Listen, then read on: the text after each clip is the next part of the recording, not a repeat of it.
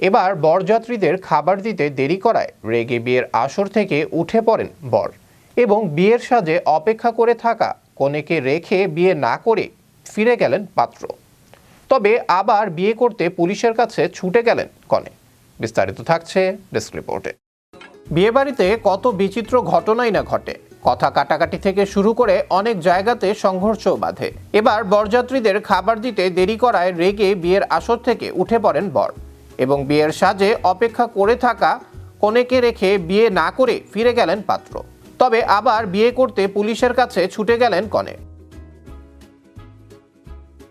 বরযাত্রীর আসার পর কনে পক্ষ খাবার দিতে দেরি করায় বরপক্ষের সঙ্গে ঝামেলা শুরু হয়। এক পর্যায়ে দুই পক্ষের মধ্যে তর্কাতর্কি শুরু হয়। এরই জের ধরে বিয়ের আসর থেকে উঠে পড়েন বর। এরপর কনে পক্ষ কিংবা স্থানীয় গ্রাম পঞ্চায়েতের প্রতিনিধিরা চেষ্টা করেও তাকে বিয়েতে রাজি করাতে পারেনি।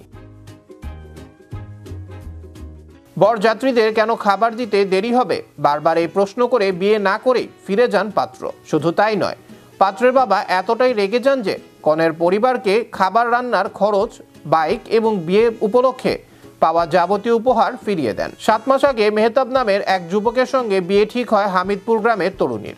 22 ডিসেম্বর বসেছিল বিয়ের আসর। বর নিয়ে কনের বাড়িতে নাচতে নাচতে পৌঁছে গিয়েছিলেন বরযাত্রীরা। ছাদনার তলায় বসেও পড়েছিলেন বর। কিন্তু হঠাৎই বিয়ের আনন্দ কোলাহল থেমে শুরু হলো প্রবল হট্টগোল। বিয়ে না করে বরযাত্রীদের নিয়ে বাড়ি ফিরে যান পাত্র।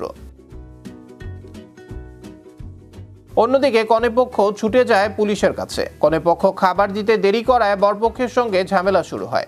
এক কথা দুই কথায় শুরু হয় হট্টগোল। তারপর ছাদনাতলা থেকে হঠাৎ উঠে পড়েন পাত্র। রাতে আর খুঁজে পাওয়া যায়নি তাকে।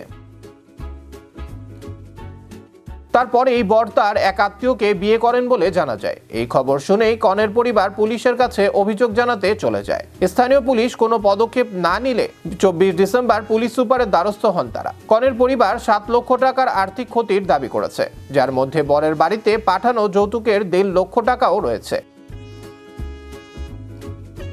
কনে নিজে পুলিশ সুপারকে বরযাত্রীদের 5 জনের বিরুদ্ধে এফআইআর নথিভুক্ত করার এবং আইনি প্রক্রিয়া শুরু করার জন্য অনুরোধ করেন।